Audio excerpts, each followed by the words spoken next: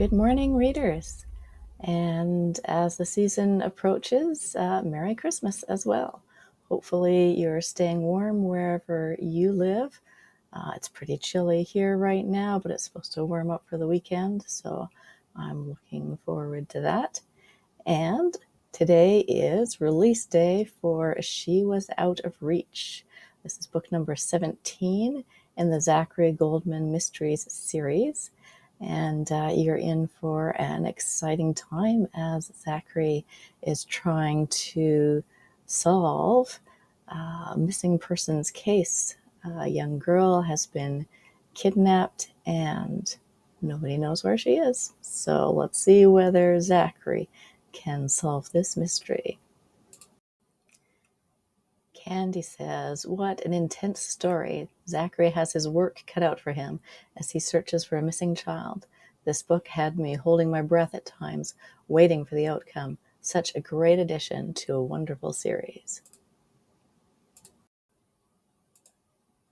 Rosemary asks, "Will he hold out until Claire is found?" Find out by reading this excellent psychological thriller from the extraordinary P.D. Workman to see if you can work out how She Was Out of Reach will end ahead of the reveal, to see if everyone gets their HAE, that is their happily ever after, and who done it. And Tom Olson says, "This is a very good mystery/PI procedural showing why the police may need some help. The book was easy to read, entertaining, and has great characters."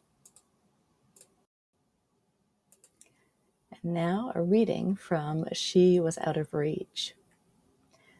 Zachary had been surprised that Rose Bircher wanted to meet him in her lab rather than at home. Most women in her circumstances would have been at home, unable to focus on work. They would take a leave of absence until things could get straightened out. But maybe that was an unjust judgment. He hadn't known many parents in her circumstances, and supposed that a mother could want to bury herself in her work just as much as a father. He only waited in the reception area for a couple of minutes. There was a lot of white walls, white tiled floors, a sign on the wall with the lab's name in silver letters mounted on a shiny white surface. It made him think of a school or hospital, not a restful place. Somewhere, important work was being done and people were focused on their projects. The door into the inner workspace opened, and Zachary got his first glimpse at the woman who wanted to hire him. Rose Bircher was casually dressed, no white lab jacket. She was a 30-something woman, on the thin side, with straight brown hair and a pleasant face. She wore dark-rimmed glasses and an aqua polo shirt with the company logo. She looked at Zachary, giving him a quick once-over, then held out her hand. "Mr. Goldman?" "Just Zachary." "Rose, thanks for coming. Follow me." She turned away from him, back toward the door. "You want coffee?" "Sure." "Good." She led him first to a break room with a coffee machine, stacks of mugs, and a couple of vending machines. The smell of freshly brewed coffee filled the air. "We go through this stuff like water around here, and it's pretty good." She poured them each a mug and handed one to Zachary. He followed her farther down the hall, through the bullpen, with lots of cubicles and young people pounding away at their keyboards, their eyes intent on their screens. Few looked up to see who was walking by as Zachary followed Rose to the meeting room. Rose poked her head into one of the meeting rooms to make sure it was vacant, and then motioned Zachary in. There was nothing special about the room. He'd seen 100 like it before. A table, chairs, and a small side cabinet with supplies, a whiteboard on the wall. There was a projector and a screen controlled by a remote, and currently recessed out of view. Rose sat down and motioned for Zachary to do the same. "I really appreciate you coming." Zachary nodded. Studying her, he could see the signs of stress on Rose's face. Puffy skin under her eyes testified that she hadn't slept well, though a layer of concealer kept the dark shadows from being visible. Faint lines across her forehead. Her hands shook as she raised the coffee mug to her mouth. I was told that you have investigated missing children before." Zachary nodded. He'd had a little experience in that area, usually teenagers, though he had also rescued his ex-wife Bridget's twin babies.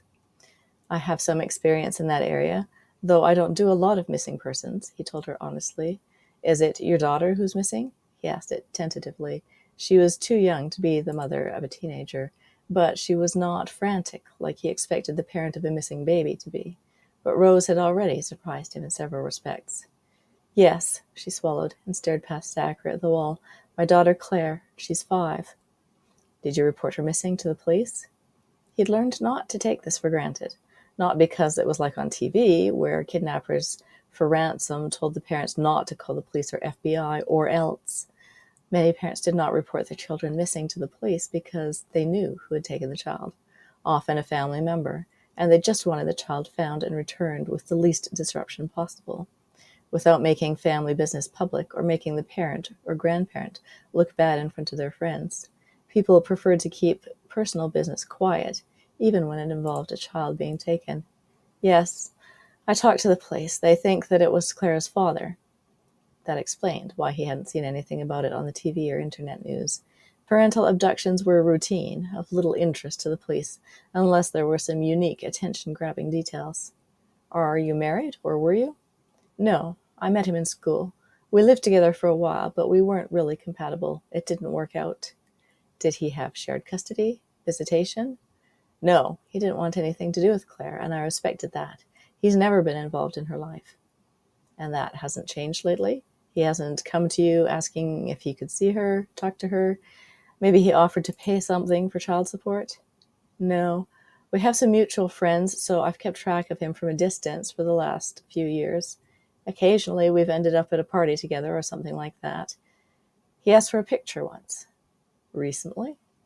Uh, how long ago is recent? She held her palms out questioningly. It was maybe a couple of months ago. Zachary pulled out his notepad. He made sure that the date was filled in at the top of the page and wrote down Claire's name and the fact that her birth father had asked for her photo a couple of months before. That could be significant. He had shown some interest in her recently. Depending on what kind of picture it was, he might have been able to repurpose it for a passport photograph or other identification. Or maybe just a phone picture flashed at someone to prove that, yes, he was Claire's dad, or he wouldn't have her picture on his phone, would he? Rose watched him and didn't make any comment about his messy, nearly unreadable handwriting. Does that mean you're taking the case? Let's get a few more details first. Why do the police think Claire's father has her? Have they talked to him? Where did she disappear from? Such a high percentage of kidnappings are non-custodial parents or family members. That's just what they assume from the beginning, unless you have eyewitnesses who saw her being taken. And no one did. We were at a kid's play place at the mall. I was on my phone. You can't keep an eye on your kid the whole time. There are all kinds of tunnels, slides, climbers, and ball pits. Your kid just gets swallowed up by this place with all the other kids. Zachary nodded. He'd seen places like that. A great adventure for kids, playing tag or dare with their friends, running off excess energy, exploring. How did he get her out of there? Don't they have ID to make sure you can only take the kid you arrived with? Yes, I don't know how anyone could get her out of there. Some of their security cameras were down. I always thought they had really good security, guards, monitors, sign-in logs, all that kind of thing. But someone got in there and got my daughter out without anyone noticing. I called her and looked for her. I got frantic. They thought I was just being a helicopter parent and freaking out because she was out of sight. But when they made announcements and had their staff members walk around looking for her, no one could find her. Rose swallowed hard and sipped her coffee. Zachary wasn't sure why she felt it necessary to mask her emotions, to make it look like this hadn't affected her. Most mothers cried. They weren't afraid to show him just how upset they were. How long has she been missing? Rose looked at her watch. 3 days. She put her palms over her eyes, warming them. After 3 days with minimal sleep, she was undoubtedly feeling the strain. Scratchy, sticky, swollen eyes, a fatigue headache, brain fog. Have the police talked to her father? No, they tried to track him down and talk to him, but he's out of the country. They haven't been able to talk to him or to get other authorities to talk to him. Her tone was flat. Out of the country? Where? She stared down at the surface of her coffee. Her eyes glittered with unshed tears, but she didn't let them fall. She just stared, as if mesmerized by the reflection of the light on the surface of her drink. Saudi Arabia. She Was Out of Reach can be read as a standalone mystery or enjoyed with the rest of the series. If you need to get caught up on the series or are just coming into it for the first time, you might want to get a copy of She Wore Mourning, the first book in the series, which you can find as a free download at my e-store at shop.pdworkman.com, or you can buy it at any of the popular online retailers. If you need to get caught up on the Zachary Goldman Mysteries series, you can also get books 14 through 16 as a bundle if you've been reading the series but have missed the last few. That's available again at my online e-store, or at any of the popular retailers. You can also get the big bundle of Zachary Goldman books, which is everything from book 1 through book 16. It gives you about a 50% discount if you buy it that way. That is available at my e-store. Or you can also get the Zachary Goldman Mysteries books plus the Kenzie Kirsch medical thrillers books, which intertwine with the series as a bundle as well. And you can get that at my e-store, shop.pdworkman.com.